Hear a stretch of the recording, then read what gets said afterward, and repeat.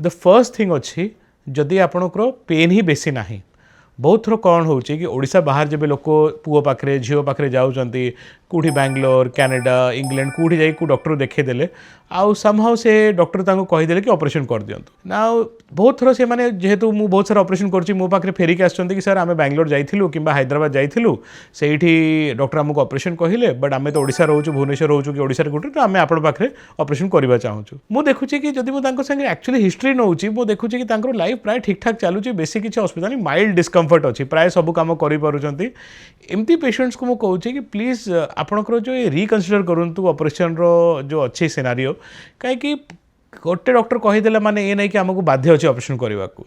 ये डिपेंड करुच्ची कि पेशेंट रो कंडीशन केमती अच्छी मो एक्सपीरियंस रे जो बहुत ही इयर्स रो हो जाए मु देखुची कि जो पेशेंट निजे डिमांड करुच्ची ऑपरेशन पाई माने जो मानकर कंडीशन और परिस्थिति एबे एते खराब हो जाए कि से निजे नित्य काम करिवारे असुविधा अच्छी लाइफ रे खुशी रही पारुना आंठू पाई किंबा बहुत डेली प्रॉब्लम होची तांको निरसन करवा दरकार खाली कोठी को डॉक्टर कहीदेले माने ये नहीं कि ऑपरेशन करवा कथा